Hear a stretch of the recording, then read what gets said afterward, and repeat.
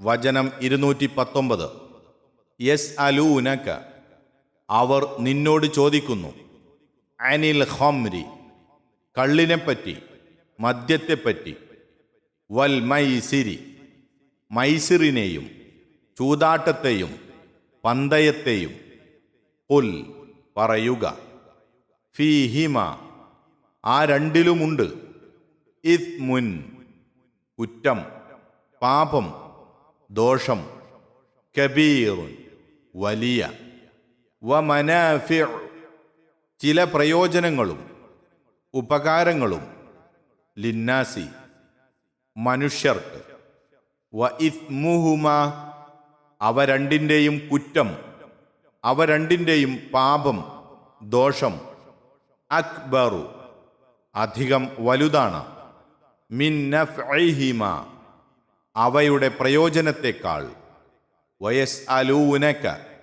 അവർ നിന്നോട് ചോദിക്കുകയും ചെയ്യുന്നു, മാദ, എന്തൊന്ന്, യുംഫിഖൂൻ, അവർ ചിലവഴിക്കും എന്ന്, ചിലവഴിക്കണം എന്ന്, ഖുൽ, പറയുക, അൽ അഫ്വ, മാപ്പ് അഥവാ വിട്ടുവീഴ്ച ചെയ്യാവുന്നത്, സൗകര്യപ്പെട്ടത്, ശിഷ്ടം, കദാലിക, അതുപോലെ, ഇപ്രകാരം, യുബയ്യിനുല്ലാഹു, അല്ലാഹു വിവരിക്കുന്നു, ലക്കും, നിങ്ങൾക്ക്, അൽ ആയാതി, ആയത്തുകളെ, ലക്ഷ്യങ്ങളെ, വചനങ്ങളെ, ലഅല്ലക്കും, നിങ്ങളാകുവാൻ, ആയേക്കാം, തതഫക്കറൂൻ, ചിന്തിക്കുക, ആലോചിച്ചു നോക്കുക.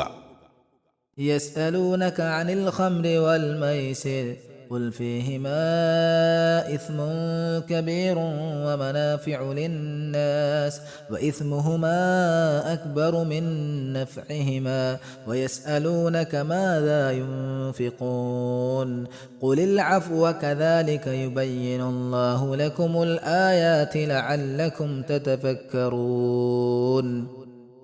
കള്ളിനെയും മൈസറിനെയും അഥവാ ചൂതാട്ടത്തെയും കുറിച്ച് അവർ നിന്നോട് ചോദിക്കുന്നു.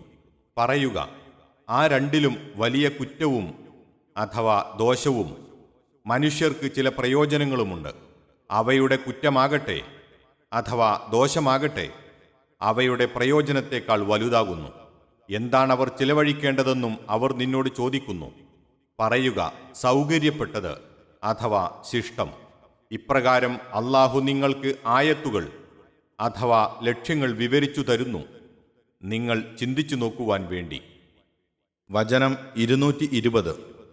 ഫിദ്ദുന്യ, ഇഹത്തിൽ, ഇഹത്തിൻ്റെ കാര്യത്തിൽ, ഇഹത്തെ സംബന്ധിച്ച്, വൽ ആഖിറത്തി, പരത്തിൻ്റെ കാര്യത്തിലും, പരത്തെപ്പറ്റിയും, വയസ് അലൂനക, അവർ നിന്നോട് ചോദിക്കുകയും ചെയ്യുന്നു, അനിൽ യതാമ, അനാഥകളെപ്പറ്റി, ഖുൽ, പറയുക, ഇസ്ലാഹുൻ, നന്മ വരുത്തൽ, നന്നാക്കി തീർക്കൽ, നന്മയുണ്ടാക്കൽ, ലഹും, അവർക്ക്, ഖൈറുൻ, ഉത്തമമാണ്, നല്ലതാണ്, വ ഇൻ തുഖാലിത്തൂഹും, നിങ്ങൾ അവരോട് കൂടിക്കലരുന്നുവെങ്കിൽ, ഫ ഇഖ്വാനുക്കും, അപ്പോൾ നിങ്ങളുടെ സഹോദരങ്ങളാണ്, വല്ലാഹു, അല്ലാഹു, യഅലമു, അറിയുന്നു, അൽ മുഫ്സിദ,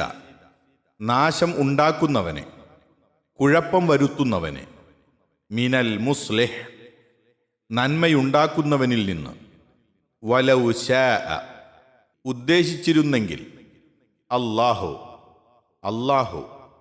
ലഅഅനതകും, നിങ്ങളെ അവൻ ബുദ്ധിമുട്ടിക്കുക തന്നെ ചെയ്യുമായിരുന്നു, വിഷമിപ്പിക്കുക തന്നെ ചെയ്യുമായിരുന്നു. ഇന്നല്ലാഹ, നിശ്ചയമായും അല്ലാഹു, അസീസ്, പ്രതാപശാലിയാകുന്നു, ഹക്കീമുൻ, അഗാധജ്ഞനാണ്, യുക്തിമാനായ. في الدنيا والآخرة ويسألونك عن اليتامى قل إصلاح لهم خير وإن تخالطوهم فإخوانكم والله يعلم المفسد من المصلح ولو شاء الله لأعنتكم إن الله عزيز حكيم. ഇഹത്തിൻ്റെയും പരത്തിൻ്റെയും കാര്യത്തിൽ അനാഥകളെപ്പറ്റിയും അവർ നിന്നോട് ചോദിക്കുന്നു. നീ പറയുക, അവർക്ക് നന്മ വരുത്തൽ ഉത്തമമായ കാര്യമാകുന്നു. നിങ്ങൾ അവരുമായി കൂടിക്കലർന്നു ജീവിച്ചു വരികയാണെങ്കിൽ അവർ നിങ്ങളുടെ സഹോദരങ്ങളുമാകുന്നു. അല്ലാഹുവാകട്ടെ നാശമുണ്ടാക്കുന്നവനെ നന്മയുണ്ടാക്കുന്നവനിൽ നിന്ന് വേർതിരിച്ച് അറിയുകയും ചെയ്യുന്നു. അല്ലാഹു ഉദ്ദേശിച്ചിരുന്നെങ്കിൽ നിങ്ങളെ അവൻ ബുദ്ധിമുട്ടിക്കുക തന്നെ ചെയ്യുമായിരുന്നു. നിശ്ചയമായും അല്ലാഹു പ്രതാപശാലിയും അഗാധജ്ഞനുമാകുന്നു. 219, 220 എന്നീ വചനങ്ങളുടെ വിശദീകരണം. ഖംറ് എന്ന വാക്കിന് കള്ള്, മദ്യം എന്നൊക്കെ അർത്ഥം പറഞ്ഞു വരുന്നു. അതിൻ്റെ ധാത്വർത്ഥം നോക്കുമ്പോൾ മൂടുക അഥവാ മറയ്ക്കുക എന്നാണ് ഭാഷയിൽ അർത്ഥം. മദ്യം ബുദ്ധിയെ മൂടിമറക്കുന്നതുകൊണ്ട് അതിന് ആ പേര് വന്നു. സ്ത്രീകൾ തലമുടി മറക്കുവാൻ തലയിലിടുന്ന മക്കനക്ക് അഥവാ തട്ടത്തിന് ഖിമാർ എന്ന് പറയുന്നതും ഇതുപോലെ തന്നെ. നമ്മുടെ നാട്ടിൽ പനവർഗ്ഗങ്ങളുടെ നീരിൽ നിന്നുണ്ടാക്കപ്പെടുന്ന കള്ളിൻ്റെ സ്ഥാനത്ത് അറബികൾക്കിടയിൽ അക്കാലത്ത് മുന്തിരിച്ചാറിൽ നിന്നും ഈത്തപ്പഴച്ചാറിൽ നിന്നും ഉണ്ടാക്കപ്പെടുന്ന കള്ളായിരുന്നു അധികം പ്രചാരത്തിലുണ്ടായിരുന്നത്. പക്ഷേ കള്ളിൻ്റെ ഇനങ്ങളിൽപ്പെട്ട എല്ലാറ്റിനും ആ പേർ പറയപ്പെടും. ഇവിടെയും എല്ലാത്തരം കള്ളുകളും തന്നെയാണ് ഉദ്ദേശ്യം. അർത്ഥശങ്കക്കിടയില്ലാത്തവണ്ണം നബി സല്ലല്ലാഹു അലൈഹി വസല്ലമ അത് വ്യക്തമാക്കിയിട്ടുമുണ്ട്. അവിടുന്ന് പറഞ്ഞു, കുല്ലു മുസ്കിരിൻ ഖംറുൻ, മത്തുണ്ടാക്കുന്നതെല്ലാം കള്ളാകുന്നു. ബുഖാരി, മുസ്ലിം. അപ്പോൾ കള്ള്, മദ്യം, ചാരായം, വിസ്കി, ബ്രാൻഡി, കഞ്ചാവ് തുടങ്ങിയ ഏതു പേരിൽ അറിയപ്പെടുന്നതായാലും ശരി, എല്ലാവിധ ലഹരി പദാർത്ഥങ്ങളും ഇതിൽ ഉൾപ്പെടുമെന്നും എല്ലാം നിഷിദ്ധമാണെന്നുമുള്ളതിൽ സംശയമില്ല. ഒരു ഹദീസിൽ നബി സല്ലല്ലാഹു അലൈഹി വസല്ലമ ഇങ്ങനെയും പറയുന്നു, നിശ്ചയമായും എൻ്റെ സമുദായത്തിൽ നിന്നുള്ള ചില മനുഷ്യർ കള്ളു കുടിക്കും. അവർ അതിന് മറ്റു പേർ നൽകുന്നതാണ്. അബൂദാവൂദ്, ഇബ്നു മാജ. തിരുമേനിയുടെ ഈ പ്രവചനത്തിൻ്റെ പുലർച്ച ലോകം കണ്ടുകൊണ്ടിരിക്കുന്നുമുണ്ട്. മൈസിർ എന്ന വാക്കിനാണ് ചൂതാട്ടം എന്ന് അർത്ഥം കൽപ്പിക്കപ്പെട്ടു വരുന്നത്. ഭാഷാപരമായി നോക്കുമ്പോൾ അതിൻ്റെ ധാത്വർത്ഥം എളുപ്പവും വേഗവുമുള്ള വല്ല മാർഗത്തിലൂടെയും ധനം കൈക്കലാക്കുക. അഖദൽ മാലു ബിയുസിരിം വസുഹൂലത്തിൻ എന്നത്രേ. എല്ലാത്തരം ചൂതുകളികളെയും പന്തയങ്ങളെയും ഉൾപ്പെടുത്തുന്ന ഒരു വാക്കാണത്. അതിനോട് തികച്ചും അനുയോജ്യമായ ഒരു ഒറ്റവാക്ക് മലയാളത്തിൽ കാണുന്നില്ല. നമ്മുടെ നാടുകളിലും നമ്മുടെ കാലത്തും ചില പ്രത്യേകതരം ചൂതാട്ടങ്ങളും ഷോഡതികളും ഭാഗ്യക്കുറികളും പന്തയങ്ങളുമെല്ലാം നിലവിലുള്ളതുപോലെ ഖുർആൻ അവതരിക്കുന്ന കാലത്ത് അറബികൾക്കിടയിലും ചില പ്രത്യേകതരം മൈസിറുകൾ പ്രചാരത്തിലുണ്ടായിരുന്നു. എന്നുവെച്ച് അവ മാത്രമാണ് ഇവിടെ ഉദ്ദേശമെന്ന് പറയുവാൻ നിവൃത്തിയില്ല. ചൂതാട്ടങ്ങളും പന്തയങ്ങളും ഷോഡതികളുമെല്ലാം തന്നെ നിഷിദ്ധങ്ങളാകുന്നു. ആകർഷകമോ സുന്ദരമോ ആയ വല്ല പുതിയ പേരുകളും നൽകിയതുകൊണ്ടോ എന്തെങ്കിലും ചില യുക്തിന്യായങ്ങൾ പറഞ്ഞു ന്യായീകരിച്ചതുകൊണ്ടോ ഒരു മുസ്ലിമിന് അവയിലൊന്നും പങ്കെടുക്കാവതല്ല. ഇസ്ലാമിലെ മറ്റു ചില നിയമങ്ങളെപ്പോലെ മദ്യപാനത്തെയും ചൂതാട്ടങ്ങളെയും നിരോധിച്ചുകൊണ്ടുള്ള കൽപ്പനയും പടിപടിയായിട്ടാണ് നടപ്പാക്കപ്പെട്ടത്. അതിൻ്റെ ഒന്നാമത്തെ പടിയായിട്ടാണ് ഈ വചനം നിലകൊള്ളുന്നത്. രണ്ടിലും ചില ദോഷങ്ങളും ഗുണങ്ങളുമുണ്ട്. എന്നാൽ ദോഷമാണ് മികച്ചു നിൽക്കുന്നത്. അതുകൊണ്ട് അത് രണ്ടും വർജിക്കുകയാണ് വേണ്ടത് എന്നാണിവിടെ അത് സംബന്ധിച്ച് പറഞ്ഞതിൻ്റെ സാരം. ഈ വചനം അവതരിച്ചതിനു ശേഷം സത്യവിശ്വാസികൾ പലരും അവയിൽ നിന്ന് വിരമിച്ചുവെങ്കിലും ചിലർ വീണ്ടും തുടർന്നുകൊണ്ടിരുന്നു. മദ്യപിച്ചതിനെ തുടർന്ന് അല്പം ചില അനിഷ്ട സംഭവങ്ങൾ അവരിൽ നിന്നുണ്ടാവുകയും ചെയ്തു. അനന്തരം ലഹരി ബാധിച്ചവരായിക്കൊണ്ട് നമസ്കാരത്തെ സമീപിക്കരുതെന്ന് സൂറത്തു നിസാ വചനം 43 കൽപ്പന വന്നു.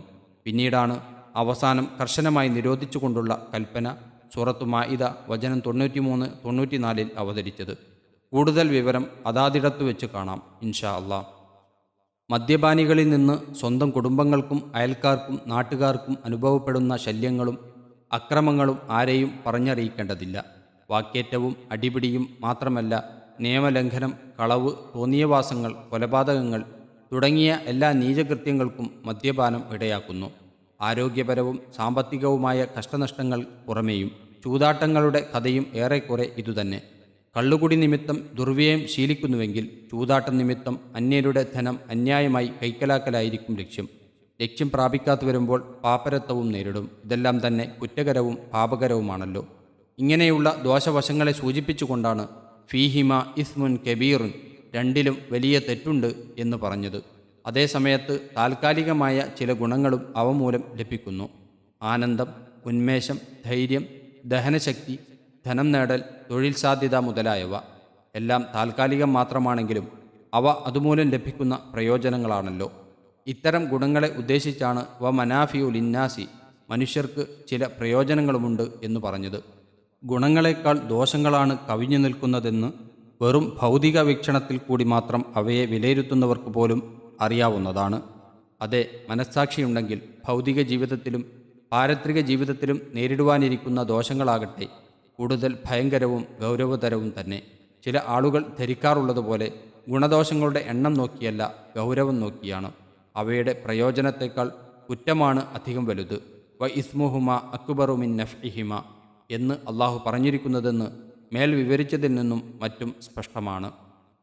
3 വിഷയങ്ങളെക്കുറിച്ചുള്ള ചോദ്യങ്ങളും മറുപടികളുമാണ് ഈ വചനങ്ങളിൽ ഉള്ളത്. സത്യവിശ്വാസികളുടെ ഭാഗത്തു നിന്നുണ്ടായ ചില അന്വേഷണങ്ങളായിരുന്നു യഥാർത്ഥത്തിൽ ഈ ചോദ്യങ്ങൾ എന്നാണ് പല റിവായത്തുകളിൽ നിന്നുമായി മനസ്സിലാകുന്നത്. ഒരു പക്ഷേ ചോദ്യം വാക്കാൽ ഉണ്ടായിട്ടില്ലെങ്കിൽ തന്നെയും സന്ദർഭവും പരിതസ്ഥിതിയും നോക്കുമ്പോൾ ആ വിഷയങ്ങളെക്കുറിച്ച് അറിയുവാനുള്ള അവരുടെ ആഗ്രഹത്തെ മുൻനിർത്തി ചോദ്യോത്തര രൂപത്തിൽ പ്രസ്താവിച്ചിരിക്കുകയാണെന്നും വരാവുന്നതാണ്. അള്ളാഹുവിനറിയാം. അഹ്മദ്, ഇബ്നു അബി ഷൈബ, ഇബ്നു ഹുമൈദ്, അബൂദാവൂദ്, തിർമിദി, നസായി, ഇബ്നു ജരീർ റഹ്മത്തുള്ളാഹി അലൈഹിം എന്നിവർ ഉദ്ധരിച്ച ഒരു റിവായത്തിൻ്റെ ചുരുക്കം ഇപ്രകാരമാകുന്നു: അള്ളാഹുവെ, ഞങ്ങൾക്ക് കള്ളിനെപ്പറ്റി മനസ്സമാധാനം നൽകുന്ന ഒരു വിവരണം നൽകണമേ, കാരണം അത് ധനത്തെയും ബുദ്ധിയെയും നശിപ്പിക്കുന്നു എന്ന് ഉമർ റളിയല്ലാഹു അൻഹു പറയുകയുണ്ടായി. അപ്പോൾ യസ്അലൂനക അനിൽ ഖംരി വൽ മൈസിർ, അവർ നിന്നോട് കള്ളിനെയും ചൂതാട്ടത്തെയും കുറിച്ച് ചോദിക്കുന്നു എന്ന വചനം അവതരിച്ചു.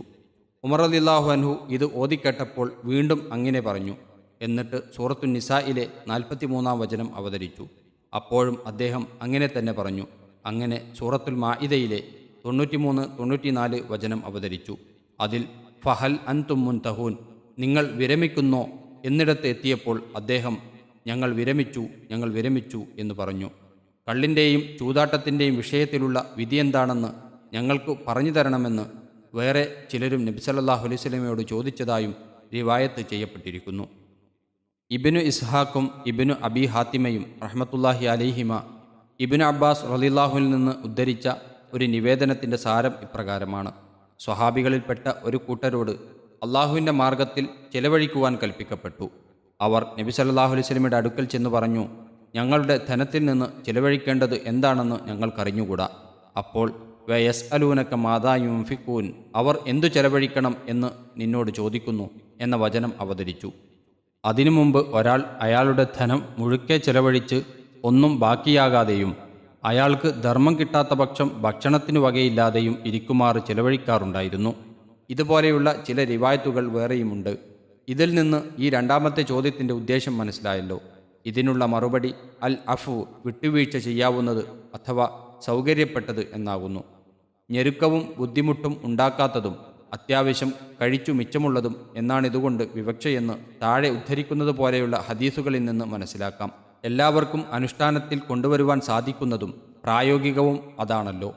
ഒരാൾ കൂടുതൽ ത്യാഗസന്നദ്ധനായിക്കൊണ്ടും തൻ്റെ ആവശ്യത്തേക്കാൾ മറ്റുള്ളവരുടെ ആവശ്യത്തിന് മുൻഗണന നൽകിക്കൊണ്ടും കൂടുതൽ ചിലവഴിക്കുന്ന പക്ഷം അത് നല്ലതും ഉത്തമവും തന്നെ. അൻസ്വാരികളായ സ്വഹാബികളെ പ്രശംസിച്ചുകൊണ്ട് വയുസിറൂന അല അംഫുസിഹിം വലൗക്കാന ബിഹിം ഖസാസ, തങ്ങൾക്ക് അത്യാവശ്യമുണ്ടായിരുന്നാലും അവർ തങ്ങളുടെ ദേഹങ്ങളെക്കാൾ മറ്റുള്ളവർക്ക് പ്രാധാന്യം നൽകുന്നു. അദ്ധ്യായം 59 വചനം 9 എന്ന് അള്ളാഹു പറഞ്ഞിരിക്കുന്നത് പ്രസ്താവ്യമാണ്. ഒരാളോട് റസൂൽ സല്ലല്ലാഹു അലൈഹി വസല്ലമ ഇങ്ങനെ പറഞ്ഞതായി ജാബിർ റളിയല്ലാഹു അൻഹു ഉദ്ധരിക്കുന്നു: നീ നിന്റെ ദേഹം കൊണ്ട് ആരംഭിക്കുക, അങ്ങനെ അതിന് ധർമ്മം ചെയ്യുക. എന്നിട്ട് വല്ലതും മിച്ചമുണ്ടെങ്കിൽ അത് നിന്റെ വീട്ടുകാരിൽ നിന്ന് വല്ലതും മിച്ചമായെങ്കിൽ അത് നിന്റെ കുടുംബാംഗങ്ങൾക്കും, നിന്റെ കുടുംബങ്ങളിൽ നിന്നും മിച്ചമുണ്ടെങ്കിൽ ഇതാ ഇങ്ങനെയും ചെയ്തു കൊള്ളുക. മുസ്ലിം. അതായത് പിന്നീട് ഇഷ്ടപ്പെട്ടവർക്ക് കൊടുത്തുകൊള്ളുക എന്ന് സാരം. മറ്റൊരു ഹദീസിൽ അവിടുന്ന് പറയുന്നു: ആദമിൻ്റെ മകനെ അഥവാ മനുഷ്യ, മിച്ചമുള്ളത് ചിലവഴിക്കുന്നത് നിശ്ചയമായും നിനക്ക് നല്ല കാര്യമാണ്. അത് പിടിച്ചുവെക്കുന്നത് നിനക്ക് ദോഷവുമാണ്. ആവശ്യത്തിന് മാത്രമുള്ളതിനെപ്പറ്റി നിന്നെ ആക്ഷേപിക്കപ്പെടുന്നതല്ല. നിന്റെ പ്രാരാബ്ധത്തെ അഥവാ നീ ചിലവഴിക്കുവാൻ ബാധ്യതപ്പെട്ട നിന്റെ ഭാര്യമക്കളെ കൊണ്ട് ആരംഭിക്കുക. ഉയർന്നു നിൽക്കുന്ന അഥവാ കൊടുക്കുന്ന കൈ താണു നിൽക്കുന്ന അഥവാ വാങ്ങുന്ന കൈയിനേക്കാൾ ഉത്തമമാകുന്നു. മുസ്ലിം. മൂന്നാമത്തെ ചോദ്യം അനാഥക്കുട്ടികളുടെ വിഷയത്തിലാണ്. ഏറ്റവും നല്ല മാർഗത്തിലൂടെയല്ലാതെ അനാഥകളുടെ സ്വത്തിനെ സമീപിക്കരുത്. സൂറത്ത് 6 വചനം 152, സൂറത്ത് 17 വചനം 34 എന്നും അനാഥകളുടെ സ്വത്ത് അക്രമമായി തിന്നുന്നവർ അവരുടെ വയറ് നിറക്കുന്നത് അഗ്നി മാത്രമാണ്. സൂറത്ത് 4 വചനം 10 എന്നുമൊക്കെ അവതരിച്ചപ്പോൾ അനാഥകളുടെ കൈകാര്യം നടത്തി വന്നിരുന്നവർക്ക് വളരെ വിഷമം തോന്നി. ഭക്ഷണപാനീയങ്ങളിൽ പോലും അവരുമായി കൂടിക്കലരാതെ സൂക്ഷിക്കുമാറ് അവർ സ്വയം കർശനം സ്വീകരിക്കുകയുണ്ടായി.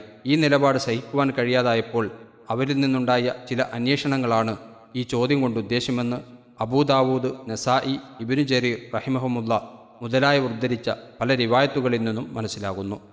ഇതിന് നൽകിയ മറുപടിയുടെ സാരം ഇങ്ങനെ മനസ്സിലാക്കാം. സ്വത്തുക്കളിലാകട്ടെ മറ്റു വിഷയങ്ങളിലാകട്ടെ അനാഥകൾക്ക് നന്മയും അഭിവൃദ്ധിയും ഉണ്ടാകുന്ന ഏത് കാര്യവും ചെയ്യുന്നത് നിങ്ങൾക്കും അവർക്കും വളരെ നല്ലതാകുന്നു. അവർക്ക് ഇഹത്തിലും നിങ്ങൾക്ക് പരത്തിലും അതുമൂലം വലിയ പ്രയോജനം സിദ്ധിക്കുവാനുണ്ട്. ഇതൊരു പൊതു തത്വമാകുന്നു. ഇനി നിങ്ങളും അവരും കൂട്ടുജീവിതം സ്വീകരിച്ചു വരികയാണെങ്കിൽ അതിന് വിരോധമൊന്നുമില്ല. അവർ മതത്തിൽ, ചിലപ്പോൾ കുടുംബത്തിലും നിങ്ങളുടെ സഹോദരങ്ങളുമാണല്ലോ. നിങ്ങളുടെ നേരെ സഹോദരങ്ങളെന്ന പോലെ സ്നേഹത്തിലും ഇണക്കത്തിലും അവരുമായി പെരുമാറുകയും അവരുടെ ഗുണത്തിനും നന്മക്കും വേണ്ടി യത്നിക്കുകയും അവർക്ക് നാശമോ നഷ്ടമോ വരുന്നത് സൂക്ഷിക്കുകയും വേണം. ഭക്ഷണപാനീയങ്ങൾ പോലെയുള്ള നിത്യാവശ്യങ്ങളിൽ സഹോദരങ്ങൾ തങ്ങളുടെ സ്വത്തുക്കൾ അന്യോന്യം കൂട്ടായി വിനിയോഗിക്കുന്നത് പോലെ നിങ്ങൾക്കും ചെയ്യാവുന്നതാണ്. പക്ഷേ അവർക്ക് ഉപദ്രവവും നഷ്ടവും വരുത്തുവാനോ അവരുടെ ധനം ചൂഷണം ചെയ്യാനോ ഇടയാകരുത് എന്നേയുള്ളൂ. നിങ്ങൾ എന്തു ചെയ്യുന്നു, നിങ്ങളുടെ ഉദ്ദേശമെന്ത് എന്നൊക്കെ അള്ളാഹുവിന് നല്ലപോലെ അറിയാം. ഇത് നിങ്ങൾ ഓർമ്മ വെക്കണം. നിങ്ങൾക്ക് പ്രാവർത്തികമാക്കുവാൻ കഴിയാത്ത നിയമങ്ങളും നിർബന്ധങ്ങളും ചുമത്തി നിങ്ങളെ ബുദ്ധിമുട്ടിക്കുവാൻ അള്ളാഹു ഉദ്ദേശിക്കുന്നില്ല എന്നൊക്കെയാണ് ആ മറുപടിയിൽ അള്ളാഹു പറഞ്ഞതിൻ്റെ താൽപ്പര്യം. വല്ലാഹു അഅലം.